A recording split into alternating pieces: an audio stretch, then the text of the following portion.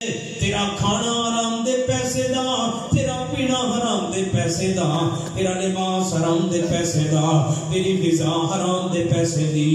اے میرے بندے تیرا وجود پلیا حرام تے، تیری غذا حرام دی، انا یستجاب لہو، دس میرے بندے میں تیری دعا کیویں قبول کر لواں؟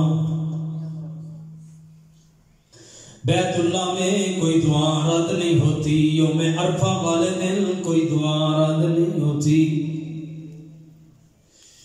جانتے ہو یوم عرفہ والے دن میدان عرفہ میں سب سے زیادہ پریشان کون ہوتا ہے؟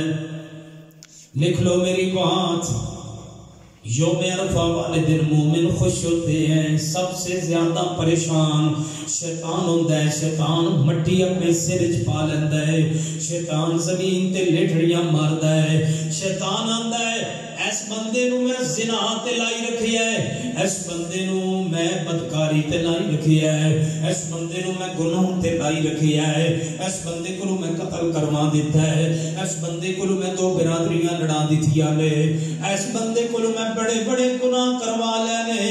اج بندہ آ گیا ہے یوم عرفہ والے دن میدان عرفہ دے اندر، اے بندہ ہاتھ اٹھائے گا، اے بندہ دعا کرے گا، اے دے 100 سال دے گناہ اللہ نیکی اندر تبدیل فرما دیں گے۔ 100 سال کی گناہ نیکیاں بن جان گے۔ میری محنت تے پانی پھر گیا، میں اس کو 100 سال گناہ دلایا، یہ لمحہ پر توبہ کرے گا، یہ سارے گناہ نیکیاں بدل جان گے۔ میدان عرفہ اندر دی دعا بھی قبول نہیں جے ہوندی لوگو جس بندے دا لقمہ حرام ہے۔ اللہ کی قسم آج تمہیں فکر کیا ہے؟ میں مر جاواں گا، میری اولاد اچھی زندگی گزارے، میرے بچے کو نوکری ہوئے، میرے بچے کو کاروبار ہوئے، تربیت ہے اولاد۔ اج تو کی تربیت کر رہے ہیں اپنی اولاد دی؟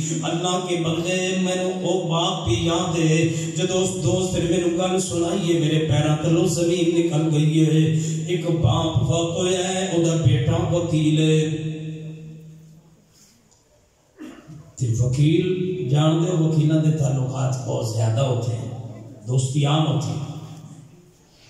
باپ فوت ہو گیا ہے، باپ دی میت لائی گئی ہے، میت سامنے رکھ دیتی گئی ہے، ساری دنیا انتظار کر رہی ہے، جنازے واسطے صفاں بن گئیاں نے، وکیل صاحب سائڈ تے کھڑے نے۔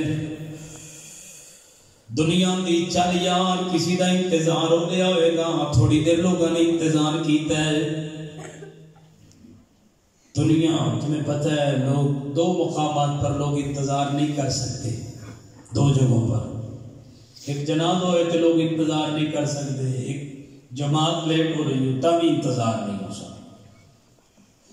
جنازہ 2 منٹ لیٹ ہو جائے سارے بولیں گے دکانہ بند کر کے آیا جی، کو ٹائم دیتا کرو۔